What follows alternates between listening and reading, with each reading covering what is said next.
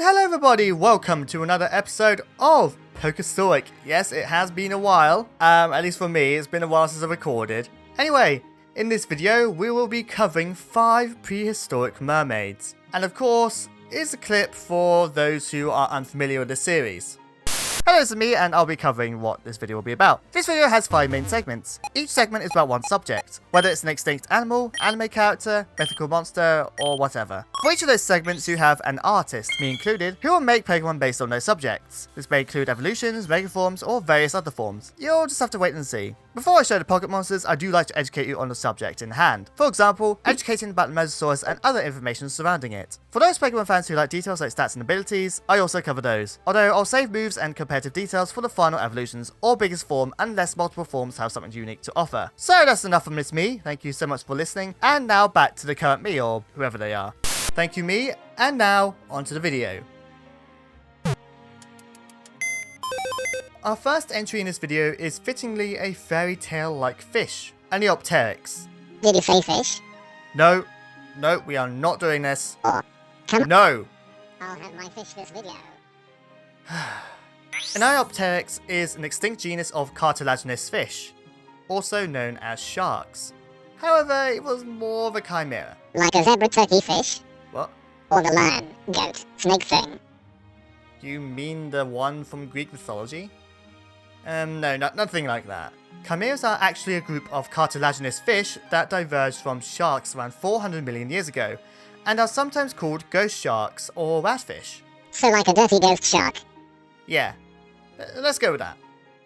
But also note that chimera fish are still around today. An iconic look for an Eopteryx are its spines and fins emerging from the nape of a robust looking head that resemble those of a flying fish. It's speculated whether it would have glided like a flying fish or was actually benthic. These wing-like spines gave it the name nape wing. Other than being used for gliding, another theory for the spines would serve for display or defense. If it did behave similarly to chimeras of today, it would have not been a glider and instead hunted at the bottom of the deep water for crustaceans and invertebrates. The fossils of these fishes are so rare that few collectors have ever seen one. Okay, I'm confused. Whether this is edible now or not. Good. So you leave it alone? Maybe. Although not much is known about the fish due to the lack of fossils, what we do know offers a clear identity for the nape-winged Eopteryx. Imagine if these had angel wings or something. Anyway, let's see what this winged fish would look like as a Pokemon.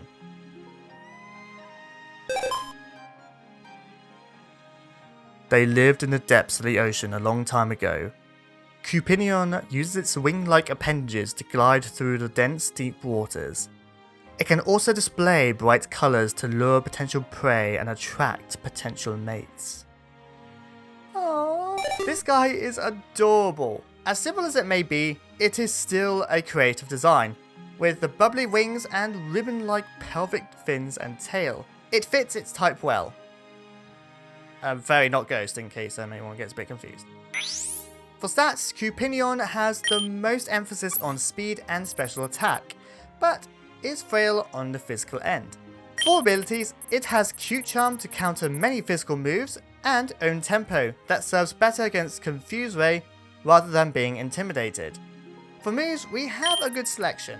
Baby Doll Eyes and Charm offer a defensive coverage, Astonish, Glare and Attract for inflicting status and flinch, Shadow Ball, Dazzling Gleam and Water Pulse are the best offensive options. If I was to suggest a competitive use for Cupinion, it's for support thanks to its great speed and access to debuffing moves, but can also finish throws off with Shadow Sneak and Aqua Jet. Despite that, Cupinion is not a match for other fast Pokemon such as Inteleon, Sneasler, Rugtrio, and Hawlucha, and it lacks the bulk, offensive presence, or the moveset to justify its presence in any high competitive tiers. For Terra types, Ghost may be the best as it would resist poison types while boosting Shadow Ball and Shadow Sneak. Astonish is a gamble, I will admit. Another option could be Dark if the effect of being immune to opposing priority effects is still carried on to new generation. probably already mentioned this, but I did not actually know that dark types are immune to priority moves. Unless that's false and I'm just getting confused. Overall, as I stated, Cupinion may lack any great stats outside of its speed, but it has got abilities and moves that offer a unique troll niche in the competitive meta. If it had a better moveset or abilities to synergize with its stats, it could do better in competitive battling. Where's Mudkip though? I haven't seen him for... Oh, never mind. I would like to thank Kyle for doing his design, doing the details, and making this shiny. I know what I said about its competitiveness, but I'd like to try it out in a playthrough. Yes, because it's blue and its stats are quite good. And having something fast with good offensive special moves would be fun to use in a story-based playthrough. Anyhow, I think you guys know what to do. If you like what you see here and you want to see more of the artist, please check out Kyle out on Instagram and whatever else they might suggest for me to put on screen. Of course, you'll also find them in the links below, in the description. Well, we didn't stay in the Prehistoric long, but that's fine as we're about to have quite a few sea monsters coming up in the video. The first of these is a Mosasaur, the Prognathodon. Not Prognathodon. I don't know. That's what it said on Prehistoric Wildlife. Prognathodon was first formally described by Belgian paleontologist Louis Dollo in 1889 based on specimens found in Belgium. However, preliminary notes from him vary the name from Prognathodon to Prognathosaurus. However, in 1967, the term Prognathodon would be used by American-Canadian geologist and paleontologist Dale Allen Russell in a comprehensive monograph on North American mosasaurs, and the name stuck since. Prognathodon was a powerful predator, specifically Prognathodon curry, which has the largest skull of its genus, exceeding 1.4 meters or 4.6 feet long. Inside the jaws of his skull, it had robust and conical teeth and blunt serrated carinae and smooth enamel. Species within the Prognathodon genus have varied amounts of teeth, between 12 and 14. These teeth would not just crush shells, but also shear the flesh within. To back up these teeth, Prognathodon's jaw had a powerful bite force. Prognathodon had an anterior bite force of 6,346 to 9,127 newtons, and a posterior bite force of 7,630 to 10,974 newtons. That is over twice as powerful as a modern alligator or crocodile. Let that sink in. From the gut contents found in the fossils, fish, the longest being 1.6 meters long, sea turtles, and cephalopods were found, giving us an insight of their diet. As previously stated, it would have mainly fed on shelled prey, but was also an opportunistic predator. From the impression of soft tissue found on the end of the tail, Prognathodon seemed to have a crescent-like fluke at the end of its tail, like ichthyosaurs and whales, if being asymmetric, but served in locomotion nevertheless. This tail also helped it dive deeper at a faster pace after taking a large gulp of air, giving it time to hunt underwater before needing to breach the surface for air once more. How long? How long did it stay underwater? Yeah. I presume maybe about an hour. That makes sense. While not as well known as other mosasaurs like Mosasaurus or Tylosaurus, Prognathodon was a powerful marine reptile that humiliated the defense of most shelled organisms of the ocean. Anyway, let's see what this powerful marine reptile would look like as a Pokemon.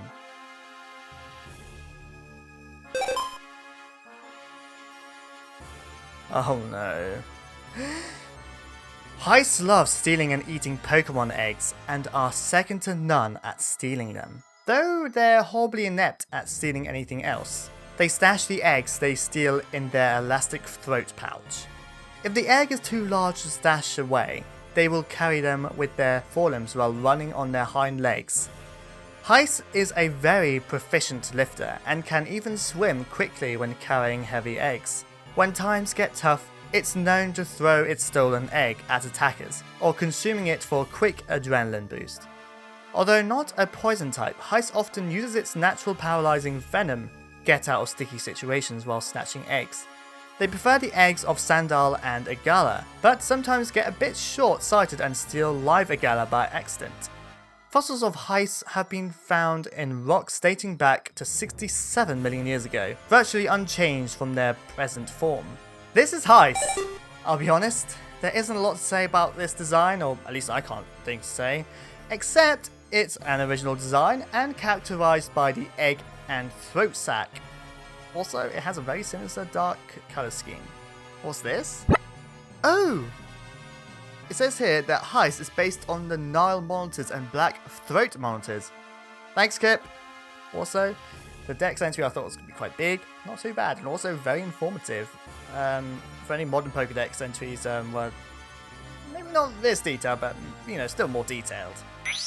For stats, Heiss has some good stats, the most emphasis being on speed and attack.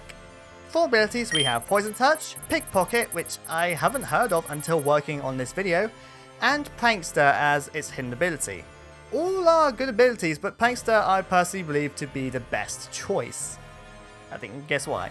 Okay, I just need to grab something from an earlier video, so give me a second. Despite its dex entry, a Gala is actually more of a fast tank? Well, I suppose it makes sense considering the egg on its head.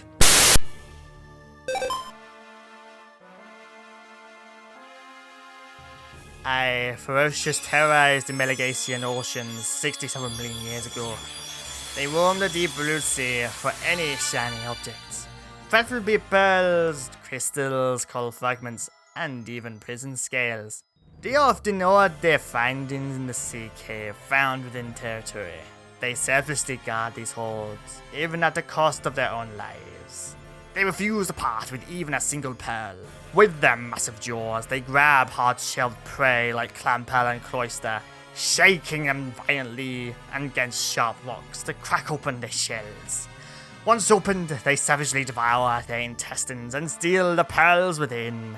As they prowled, they not only sought to sate their hunger, but also their thirst for anguish. It is rumored pirates designed their outfits inspired by their terrifying fossils.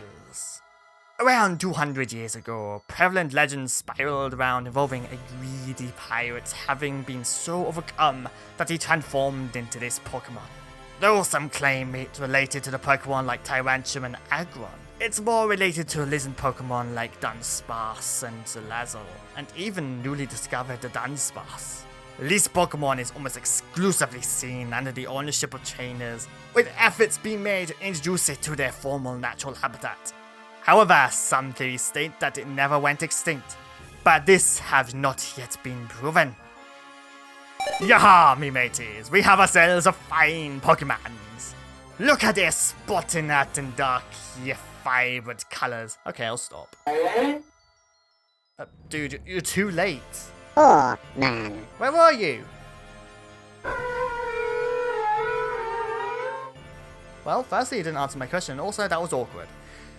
Explains where he was, but yes, this design is heavily influenced by pirates. You have the dark beard of Blackbeard, a pirate hat-shaped crest, something associated with captains, flippers that look like cutlasses, shoulder tufts like some coats that captains wore. Well, I think so, I think that's right. And the spines representing the waves of the sea where pirates mostly lived, I think. Just a bold design. What's this? Feroceous is based on Thalassa Titan, not Pronatodon?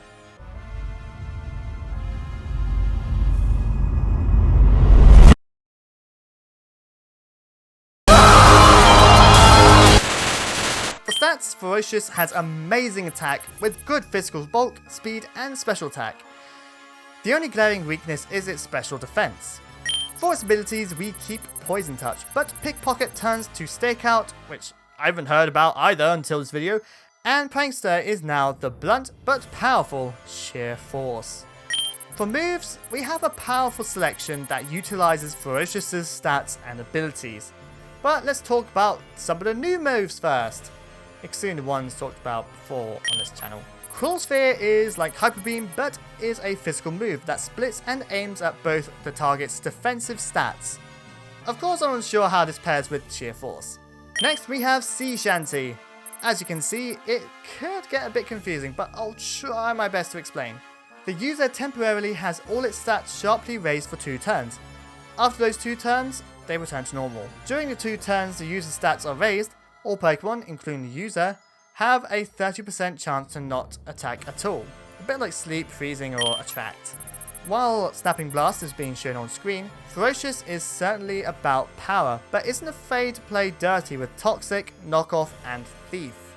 Feroceous would primarily serve as a bulky sweeper, thanks to its bulk alongside its 130 attack stat. It can even counter fast Pokemon thanks to Aqua Jet. Of course, despite Aqua Jet, Feroceous has still got that glaring weakness of 65 special defense, which can be exploited by Pokemon like Dashbun, Mo and Wash Rotom, and Lucario, who can outspeed it before it can pull off Sea Shanty.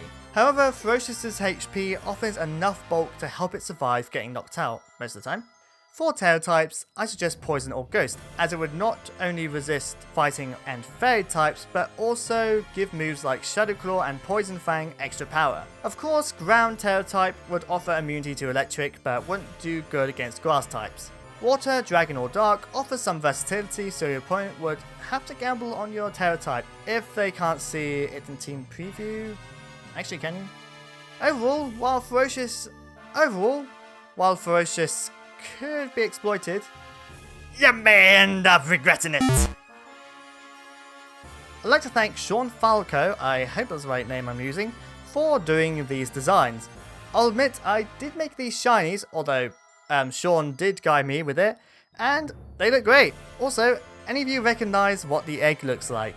The tip is in the dex entries. Or did you just skip them? Yes, I know who you are, for those who jumped the video. Impatient scallywags. Admittedly, they wanted to do another design under the same animal, and while they were good designs, there wasn't a strong connection between those Pokemon designs and Pronaphedon. So I just want to give a sincere thanks for just listening to me and, going with designs that have a stronger connection to Pronaphedon rather than being very vague. But I'm very sorry if I did put you through the trouble. But it seemed like you had fun with these designs, so I hope no foul was made.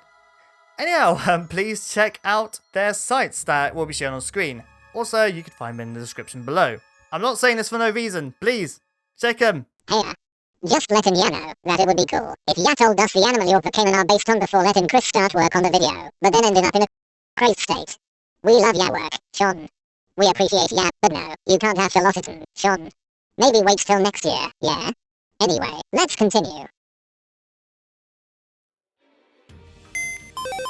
The moment that I personally have waited for. We have our second Mosasaur in this video, the Mosasaurus.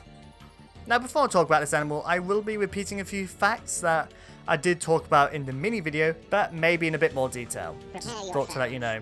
The first fossil of Mosasaurus were fragments of a skull being discovered from a chalk quarry in St. Petersburg in the Netherlands in 1764. During this time, the specimen was known as the Grand Animal Fossile de Carrière de Maastricht, or Great Fossil Animal of Maastricht Quarries. Just going to quickly say, I do apologize if I mispronounced or butcher any of these pronunciations. I mean, I am an idiot, so, is it a surprise? Later around 1780, another skull was found which caught the attention of physician Johann Leonard Hoffmann, who thought it was a crocodile. He contacted biologist Petrus Camper, who studied the skull and identified it as a whale. Camper's studies caught the attention of the French revolutionaries, so they looted the fossil following the capture of Fortress Maastricht during the French Revolutionary Wars, or Battle of Gemops in 1794. According to a written document of Bartholomew Forgeat de Saint-Fond, the skull was retrieved by 12 grenadiers in exchange for 1,600 bottles of wine. Nope, I'm wrong, 600 bottles of wine. 1,600 bottles of wine, that's a lot. While this does aid in the fossil's fame, many historians agree that this narrative is exaggerated. Or not exaggerated, what I just made it, 1,600 bottles, what the heck? After the fossil was seized, it was sent to the National Museum of Natural History in France. In 1808, Camper's son, Adrien Gilles Camper, studied his father's notes and disagreed with both the crocodile and whale hypotheses, and believed the remains belonged to a giant monitor lizard. Leading naturalist Georges Cuvier studied the bones further and agreed with Adrian's conclusion, but taken it further as a unique group of reptiles. In 1822, English geologist paleontologist and clergyman William Daniel Conybeare officially gave the reptile the name Moszeuvus, after the Latin name Mosa of the Mas Moors River, where the specimen was discovered. This was the first mosasaur species to be named. Are you done? Nope. But was all that really necessary? It is a lot, I know. But all these details I find interesting and offers a great detail in the background. Trust me, it could be worse. Please don't. Just carry on. But not too long. Okay. In early concepts, Mosasaurus was thought to have webbed feet and terrestrial limbs of an amphibious reptile. This was disproven in 1853 by German zoologist Hermann Schlell, who proposed the limbs were in fact flippers. It was thought that Mosasaurus was a relative of crocodiles, snakes, or monitors, but this is still debated. However, the latter most believed to be the most plausible, that being monitors. Mosasaurus adapted to the oceans with long, streamlined bodies and just as long and powerful tail. Or tails. I mean, it could be, you know, sometimes they just jump out and they just, you know, fly in the air like a helicopter, like. Its body remained stiff while propelling itself with its tail in a similar manner to how sharks swim. Not the helicopter, like. It also had two pairs of flippers, the front being larger than the rear. These would have been used like paddles to help stay underwater. Inside the skull, Mosasaurus had conical teeth for crushing and cutting edges of flesh, which was advanced for a marine reptile. Furthermore, Mosasaurus' jaws were loosely hinged to the skull, with a movable joint on each side, enabling their jaws to open about 3 feet or a meter wide, enabling them to swallow huge prey, much like a giant snake. If that wasn't crazy enough, Mosasaurus is estimated to have a bite force of 13,000 to 16,000 newtons per square inch, or psi, or 8,000 newtons. Compare this to a modern crocodile or alligator, which have an average bite force of 450 to 670 psi, or 2,000 to 3,000 newtons. Jude? Yeah? Aren't you forged in something? The second row of teeth? Oh my gosh! I didn't forget about that! Thanks, Kip! In their upper jaw, Mosasaurus had a second row of teeth that was smaller and further back in the jaw. This was to help hold onto the struggling prey as it was swallowed whole. To think, mosasaurs like Mosasaurus likely evolved from the smaller semi-aquatic reptilian Agalosaurs. I didn't write this part because I think I was just like, it's just like, oh, there's so much information here. I do apologize if that was a lot of information, but I hope I made it entertaining. Yes, this is a beast. No wonder why this animal was featured in Jurassic World, which is inaccurate in size, but in most other cases, it's actually not bad. I mean, heck, they even got that second row of teeth, which is nice. I don't know why I chose my mascot, but I like it. It's big, it's long, it's an aquatic animal. I like to swim as well. Well, I like to swim, but I haven't been swimming a lot. I'll take that as a hobby when I can afford it. Anyhow, that's enough from this segment, or, you know, talking about this animal. Let's see what this reptile of the Mozzie River would look like as a Pokemon.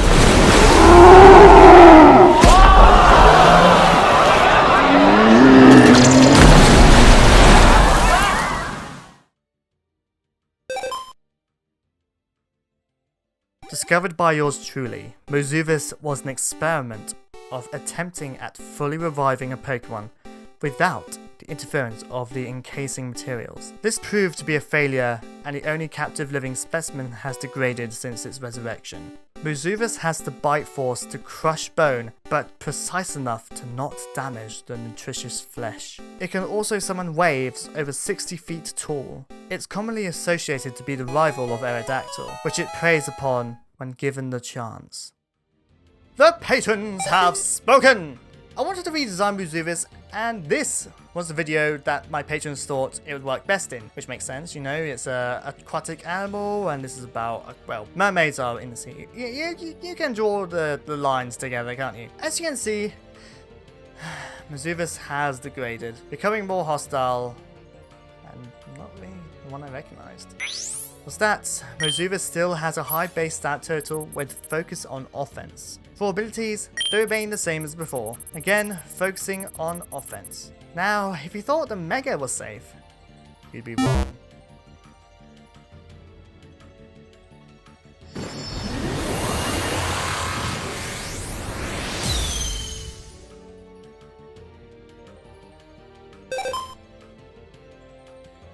While the degradation of Moszeuvus was harsh, it gets worse upon Mega Evolution. Informally speaking, I would consider this form to be something of a horrific nightmare, although I cannot imagine the pain it must go through. Whatever sense of being that there was is lost. It has the ferocity to match Gyarados, but with somewhat crueler intent. It is lucky Mega Pokemon still listen to their trainers despite this outcome. Research has shown that Moszeuvus' power doubles upon Mega Evolution, but becomes less agile on land. Yes, this is certainly an unfortunate outcome. Its design is focused on the unnatural design of a prehistoric animal, much like the inaccurate reconstructions of Mosasaurus. For stats, Mega Moszeuvus is a powerhouse, with offensive stats close to Deoxys' normal form. However, it all comes at the cost of speed. For its ability, we still have Apex Predator, which is basically like Blaze, Overgrow and Torrent, but for just about any move. Speaking of moves, Moszeuvus can learn quite a variety of moves, mostly with the emphasis on high damage. I cannot say for certain how this Pokemon would do competitively, but I guess it would behave as a bulky mixed sweeper in a similar fashion to Tyranitar. Of course, as you may have predicted, faster Pokemon could take advantage of Mega Moszeuvus' low speed, like B-Rare, Hisuian Decidueye, or Magnezone. Of course, thanks to its good defensive stats and a decent HP, it may prove to be a challenge to take this Mega down. Also, Grass types are a clearer counter for it thanks to the quad weakness of its water typing. Overall, this Mega Pokemon is certainly a stubborn fossil to take down, thanks to its bulk giving it the chance to use its powerful attacks.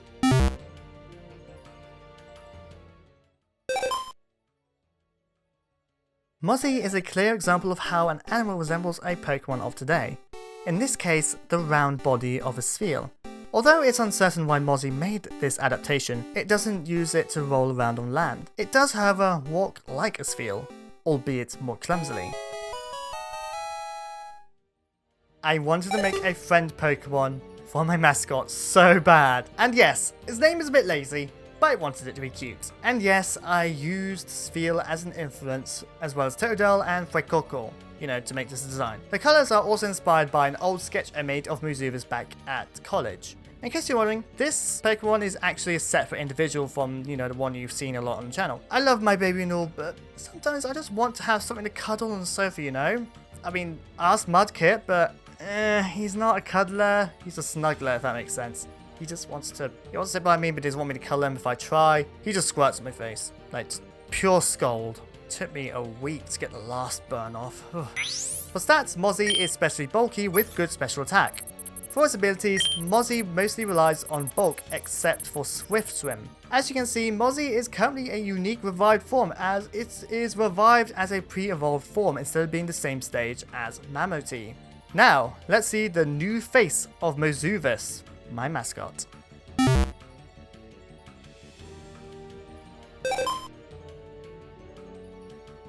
Using the research of Fossil Yanma and Yanmega, the Gala Fossil Pokemon, and the Mammoth lines, I've finally managed to revive one of the most powerful Pokemon in prehistoric times. This Moszeuvus shows more complex social behaviour than ever before. Despite this, it still demonstrates great power and agility in the water. While certainly a dangerous Pokemon, it proves that it can be a great companion for skilled trainers.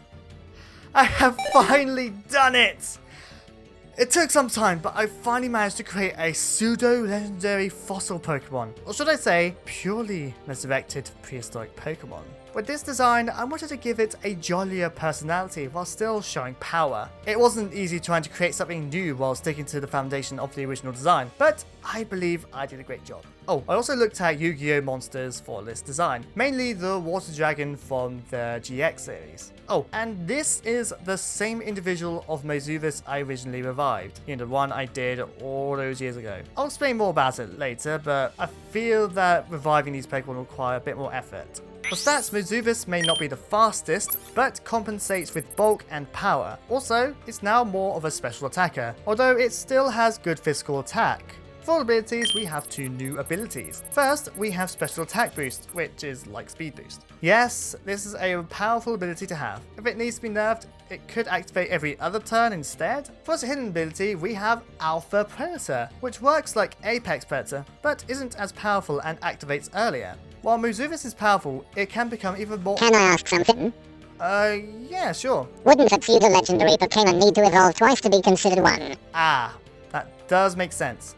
I'd say it's up to interpretation, but the effort one would go through and the fact that it comes from a fossil could be considered an unconventional two-stage evolution.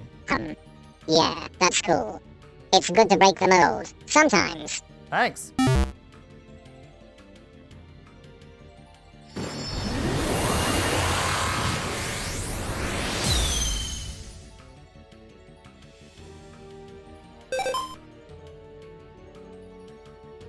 It is unclear why, but there are Megastones that react to the revived form of Moszeuvus as well. While it may not be my field of study, it certainly requires more research. Anyhow, with this Mega Moszeuvus, it becomes more amphibious, being able to traverse on land. It is able to coat itself in electricity to use against its foes. If that's not enough, it can shoot powerful beams of energy that can put a dent on a Tyranitar's shell. Okay, if anyone wants to see me play Monster Hunter World, please... It's not in the game. Oh. Then what games can it appear in outside of Monster Hunter 3? Well, there's Monster Hunter Generations Ultimate on the Switch. Really? Yeah. It's been out since 2018. If anyone wants me to see play that and World, please let me know down in the comments. I'll do both if this video gets 1,000 likes before the end of the year. Isn't that a bit too ambitious? Yeah, I know, but I'll probably do it anyways. Just this would speed it up a bit. Also, we need the interactions. That is true. I feel ya pain, dude. Speaking of, have ya done any shorts yet? Anyhow, here is Mega Moszeuvus. As you can tell, the guy Chris was a major influence for this design, but also looked at Blue Eyes White Dragon and Water Dragon Cluster. I played a lot of Duel Links. For stats, Mega Moszeuvus has become more physical in its stat distribution. However, that special attack is nothing to scoff at either. Its good special defense and speed are more average, but still good.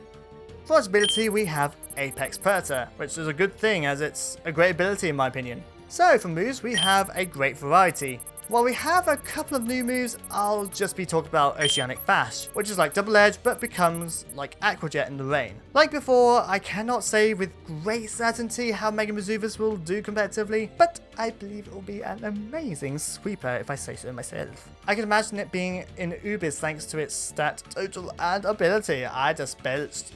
I could say that its speed and special defense can be exploited, especially from Mega Mewtwo Y, Mega Rayquaza, and Mega Alakazam, but it has the HP to potentially survive a hit or two. Overall, Mega Moszeuvus becomes a greater threat with its powerful stats and ability, further backed up with the new move coverage to counter its dragon and fairy weaknesses. Now, we got another if this branch isn't crazy enough, we got another form to go over. It's the weirdest transition I've probably done.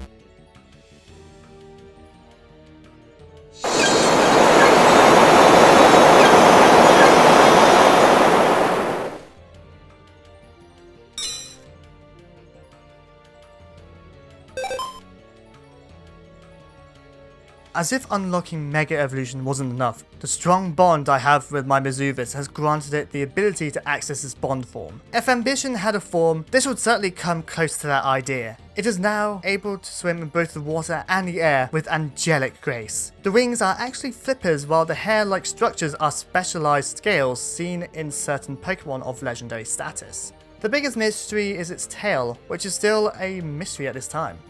This is Bond Moszeuvus! Making a Mosasaur into a fairy dragon whale while still being a Mosasaur was difficult but fun to do, as I just went crazy. I'm a bit worried if I over-design this, but I think I just kept it a little bit behind the line of over-designed, just managed to restrain myself a bit. As you probably have guessed, I looked at the Rainbow Dragon cards from Yu-Gi-Oh! As that has the mixture of fairy and dragon elements I would love to have in its design. I mean, look at it, it looks great. In my opinion. I also looked at I think it's called the Fairy Dragon from the 5D series to further strengthen the concept.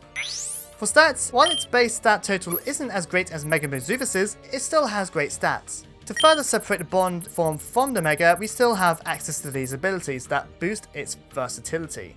With its moves, Bond Moszeuvus has similar choices except there are more special moves, including Oceanic Wave. This move is like Surf, but more powerful, especially when ocean terrain is in effect, but at the cost of its special attack. The stat drop only happens when ocean terrain is in effect, by the way. While Bond Moszeuvus is powerful, it does have clear counters like poison and electric types, which it doesn't have a clear counter to. Other than that, I cannot say anything for certain as it's quite unique to me. So what do you guys think? Overall, Bond Moszeuvus isn't a Pokemon I can determine how it will do competitively, but I hope it will find itself used in OU or even Ubers. Fingers crossed.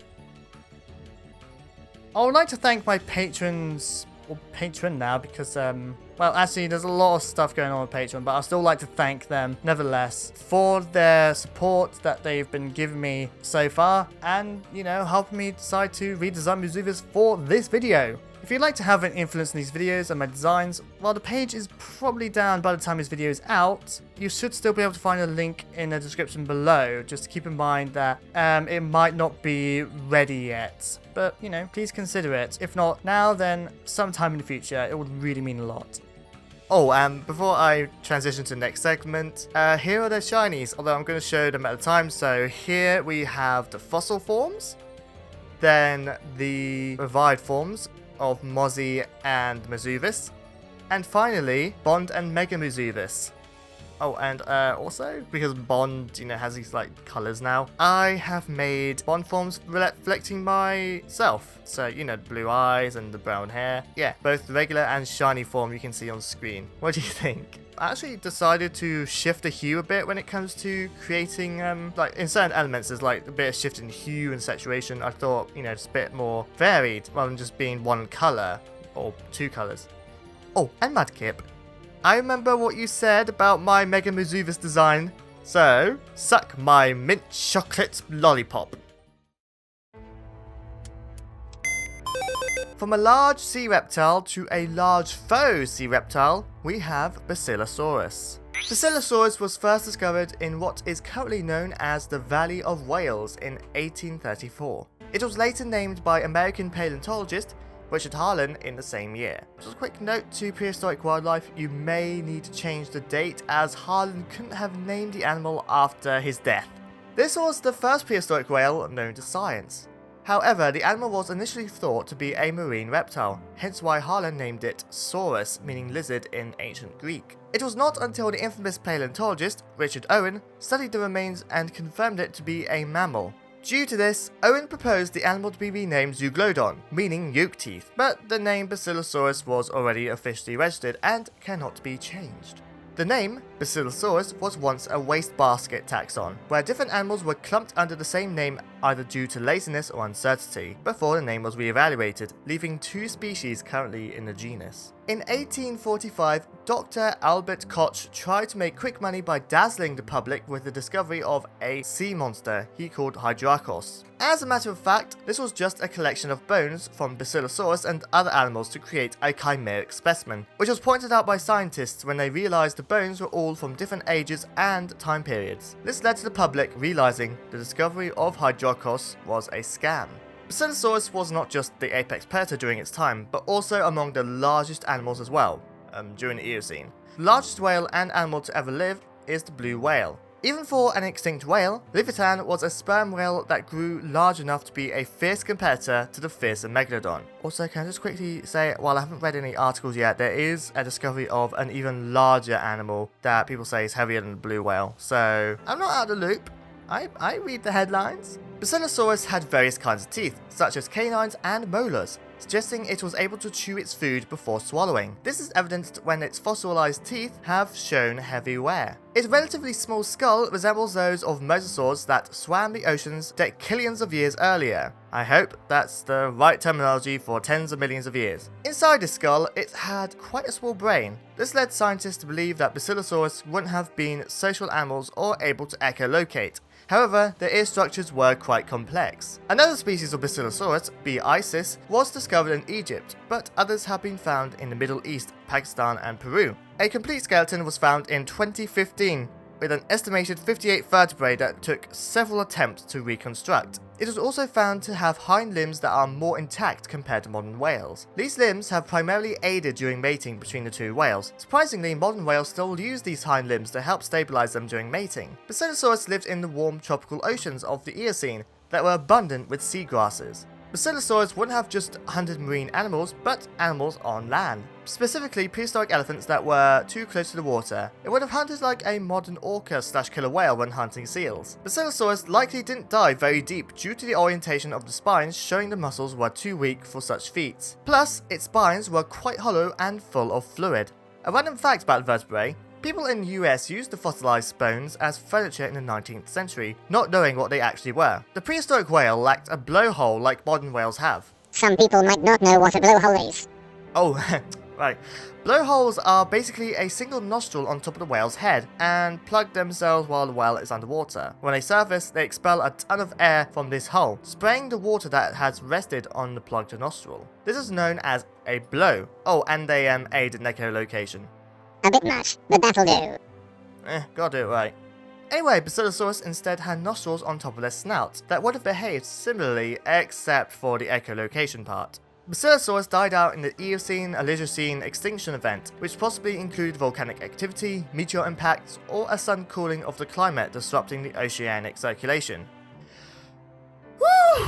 That was a doozy! While there was a lot of information, I focused on more interesting facts, which there was a lot more of in this case. To be honest, Jude, I can't say I'm surprised. This animal has a lot. Also, people using this thing's spine as furniture is oddly morbid, if you think about it. Yeah, about that. I managed to order one. What? Where from? The prehistoric web. What's that? It's kind of like dark web, but it's cursed. I don't know, but I'm not gonna stop you. Just be careful. I will. Basilosaurus is an animal that I am ecstatic to have in the series. It's a freaking whale from your nightmares. It's big, reptilian, and terrifying of an apex predator, and I loved it in Walking with Beasts. Well, I still do. Anyhow, let's see what this nightmarish reptilian whale would look like as a Pokemon. Its huge and powerful flippers allow it to glide in the air for a short amount of time. It is constantly seen competing with other rivals to see who can glide the furthest.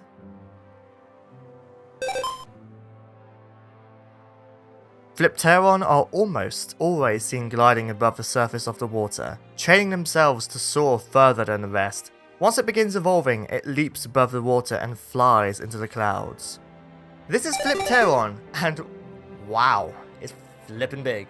Pun intended, but it is true, and it still has yet to evolve. Not a ton to say, except we do still need a dolphin Pokemon that isn't Palafin.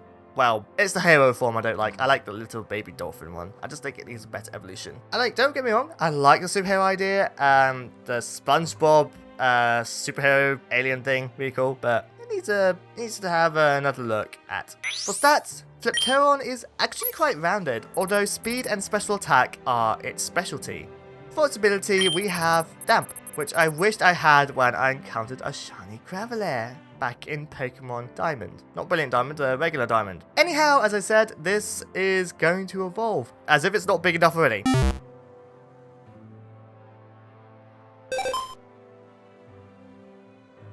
A humongous Pokemon that lives in the sky, its huge wings can cause gusts of wind that can blow trucks away. It is almost never seen near the ground, and only descends when it is injured or even dying. A mysterious leviathan that brings clouds and fog wherever it goes. It gulps up large quantities of humid air, then releases it out of its mouth as a chilly mist. This is Giganteron! Or is it Giganteron? Anyhow, I appreciate this design going for a reptilian dragon whale route, as I'll admit that I like it when people use the information surrounding their chosen animal that they base their Pokemon on in their Pokemon designs.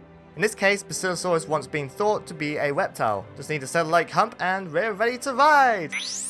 For stats, I would say Giganteron would be a legendary with a 635 stat total. It has the most emphasis on bulk, but is nevertheless rounded. For its ability, we have Levitate, granting it numerous immunities. For moves, originally, Giganteron had less moves, but upon a suggestion from the artist, I have given the whale some versatility for type coverage. There's a new move here called Mist Blast, quite a powerful move that can freeze the target. Also, could Latios and Latios learn this move as well? You know, they learn, was it Mist Ball? This is unintentionally the first time I have done this, but I have made a separate selection of moves for a physical set, which arguably has as much more coverage than Giganteron's special moves. If you compare Giganteron to Moszeuvus, it does have the edge thanks to its higher stat total, granting it speed and power while having good defenses, so it could win in most circumstances. Pitting it up against other legendary Pokemon like Melmetal and Urshifu, who are special Pokemon that have evolved, it certainly has the upper hand in a way that it has Moszeuvus, but also resisting some of their stab moves as well. Comparing it to Pokemon with similar stat totals, it may face competition against fast and hard-hitting Mega Pokemon like Lucario and Gyarados. Palafin Hero and Ash Greninja could also have the same problems for Giganteron to face. For Terra types, Water or Dragon would offer Stab for most of its moves. Dragon would help it resist Grass and Electric moves, while Water makes it take neutral damage from Fairy and Dragon. Flying offers Stab for Hurricane and resistance to Grass, but it would make its ability useless. Oh, the Toxtricity type combo, you know, Poison and Electric, would be amazing defensively. Levitate offers the immunity to ground, giving Electric Terra type no weaknesses and Poison to be only Psychic, which I doubt people would use to face Giganteron. With Poison, you would also be resistant to Grass and Fairy types while being immune to Poison. Electric offers immunity to Paralysis. Steel would also be a great option, giving it many resistances to its common weaknesses while being immune to ground types. Any fighting or fire types would be unlucky with Giganteron's moveset. Overall, Giganteron may not be as crazy as some other entries in this video, but it has the stat balance, good typing, and ability to help it hold its own competitively. I would like to thank DaFastMan for doing these designs. Basilosaurus is such a cool animal, and I feel he did it justice with these designs. If you like their work, then, you know, please check out their socials. You can see them on screen, but you would also access them in the description below. Another Xenozoic animal that emerged after Basilosaurus died is a seal. Our final entry is a sea bear, Inali Arctos. According to Prehistoric Wildlife, Inali Arctos was named by E. Mitchell and R. H. Thetford in 1973. Inali Arctos is commonly believed to be the ancestor of all pinnipeds. These include sea lions, seals, and walruses. However, in 2009, the otter-like Prigila was described as also a true ancestor of pinnipeds, even though it wasn't a pinniped itself. However, some Inali Arctos specimens found predate the single Prigila specimen, meaning Inali Arctos could still hold the title as Pinniped Grand Seal. Inali Arctos is characterized by its short tail and developed webbed feet. This is primitive compared to modern seals, which have their flippers modified into a tail-like structure. Investigating the biometrics of the bear seal, Inali Arctos used both its forelimbs and hind limbs for propulsion, similarly to modern walruses. But modern fur seals and sea lions only use their forelimbs, while regular seals use their hind limbs. Inali Arctos would have used their hind limbs to walk on land, like modern sea lions. Inali Arctos had large eyes, sensitive whiskers, and specialized inner ears for hearing underwater, making it more like sea lions. Unlike sea lions, Inali Arctos had a set of slicing teeth, or carnassial teeth. Extant fish-eating pinnipeds have purely piercing teeth to catch their prey. Inali Arctos' teeth suggest that they would have needed to return to shore with their prey to ingest them. As you would have expected, Inali Arctos would have lived along the coastlines across North America, giving them easy access to the ocean for food while also being able to easily return to land to rest, breathe, or escape from larger marine predators. Good thing Basilosaurus went extinct, but the orcas didn't. There's a bit more information than I thought, but there's not much I can say about this animal except it's the first pinniped/seal in the series if I am remembering correctly. Anyhow, let's see what this Arctic, not Arctic, bear seal would look like as a Pokemon.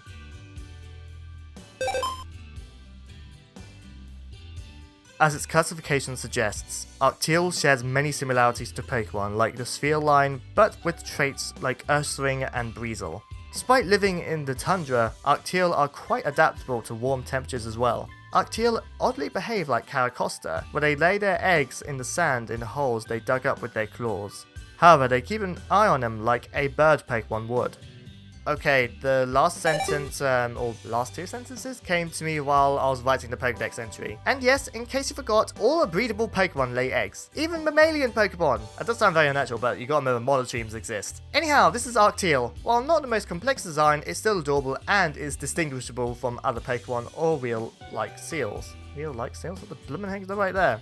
I don't know, I must have been drinking some cider or something.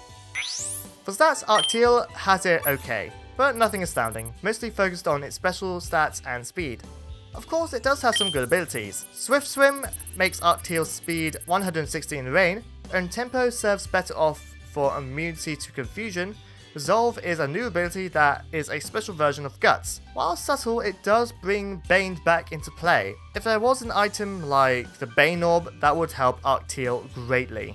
For moves, we have quite a variety. We even get to see Oceanic Wave once more. Aqua Jet and Quick Attack offer priority stab to primarily finish off opponents. Ice Shard also offers priority and coverage. You can even boost your stats with Amnesia or Calm Mind while debuffing your opponent with Baby Doll Eyes, covering for its low defense. While it has good abilities and moves, Arcteal would still struggle in competitive against Pokemon with similar stat totals, primarily due to it having nothing extreme. Swallow has 125 speed, Banette has 115 attack, and this abomination has 150 special attack. No, 15, not 150. No, that makes it even worse, because I don't want this ugly thing to be actually good. But what Arcteal does have is versatility, being adaptable to many situations. Its type is quite good, normal offering immunity to Ghost and access to many normal moves for stab, while water resists fire, water, and ice. This is neutralized by being weak to fighting, grass, and electric. So, for Terra types, Ice wouldn't offer anything defensively but would help with stab for its ice moves. Grass, Electric Dragon, and Bug offer respective resistances to grass and electric types. Ghost offers immunity to fighting moves while Flying resists fighting and an immunity to ground moves. Also, I forgot to write this in the script, but for electric types, if they're very much of a problem, ground types, absolute defensive move to have. I don't think it would learn Earth Power. I don't know. Overall, Arcteal is quite rounded and offers a good amount of versatility, but wouldn't fare against Pokemon with the more extreme stat distributions. Thank you, Floxy Fables, for doing this design.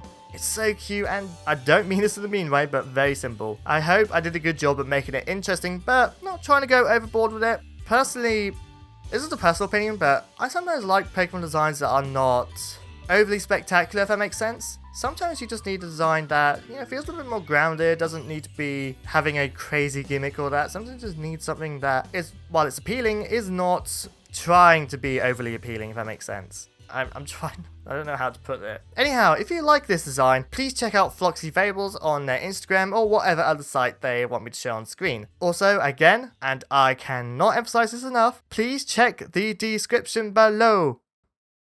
And that's it for this video. Sorry for getting around to this late.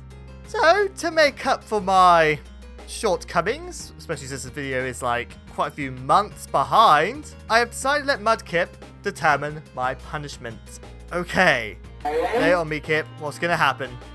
Okay, this is fair. If this video gets 1,000 likes before the end of this year, you will have to wear a corny mermaid outfit for next year's Mermay episode. Wait, what? Can't we do something else? Let me think. No. I know I deserve to be punished, but, isn't this a bit much? No, it's fair. Also, I want to see you in a bikini. Cause you look ridiculous. Phew. But still. I know. If this video gets 10,000 likes before the end of this year, you'd have to wear a cosplay of my choice. How'd you like them apples? No. Although we both know that's not gonna happen. Doesn't hurt to try. I get it. Well, fingers crossed you'll get 10,000 likes minus 1, then. Lol. That'd be great, with or without the one extra like. You wanna help me with the outro? What? It's just cause I don't Sure. want... Sure whatever. Today. Well, no. Just get it started. Sure, bud. Alright, so before I wrap up this video, I just want to quickly say that if you are seeing this video like shortly after it's been published or whatever, then please keep an eye on my Patreon. I do plan to get that sorted. But if you're watching this like way after this video's out and my Patreon has been established before then please check that out. I'm sure the minimum cost is just $1 or £1 or whatever it's going to be. But if you'd rather, we have other social sites as well, although I'm mostly active on Facebook, Instagram and Twitter. But I will try and, well, I'll better just figure out what I want to do with the socials. And don't forget to like, ring the bronzing, and consider subscribing. It's free. Thanks, Madkip. And of course, to you guys watching this video, what extinct animal, plant, fungus, whatever would you like to see in this series? It can be for Mermay or just in general. You don't have to say any specific genus or species, you can just be more vague. So if I had to say what I want in the example, I would say that I'd like to see more... I don't believe we had any bears yet. I would definitely be open to more elephants or whales. I mean, I know we already had one in this video, but there's quite a few extinct whale genuses. For dinosaurs, since I know a lot of people like dinosaurs, I like to see more tyrannosaurs, which sounds kind of odd, but there are a lot of tyrannosaurs out there. Some that are very big, some are very small, some are not very known, you know? I don't think we had many cats either in this series. I think I could only recall one, which was the Smilodon. And just to wrap up my points, I like to probably see more animals that went extinct within human history, just to educate people on, you know, the world that we are currently living in and the impact humanity is having on the wildlife itself, and, you know, to encourage people to, you know, think, oh, is there something I can do to prevent more of these animals going extinct? Because don't worry, this series has plenty to cover when it comes to various animals. Blimey, I think, theoretically speaking, this can outlast the civilization of humanity. That's dark. Yeah, that was kind of dark. Can you wrap this up? Yes, I have been nattering on enough now, thank you for pointing that out. So, thank you everyone so much for watching this video, and thank you to everyone who got involved, like the artists, the Pokemon artists, the paleo artists, and if you want to check out their work, please check the description below. You'll find all the links there. In the past, present, or even future, I will see you there. Goodbye! So, Mudkip, what do you think about Cupinion? Not a fan of ghost fish, especially if they're ghost types. Really? It's not your type? 'Cause I can't eat something that's intangible. Ah, that makes a lot of sense. So you don't want to eat anything that's already dead? No. It wouldn't fill me up. Instead, it'll just go right through me. Logical. Logical. Yeah, know what's also so small? Yeah, megas. Yeah, I know, right? Why are the mega forms of Moszeuvus tiny compared to their original forms?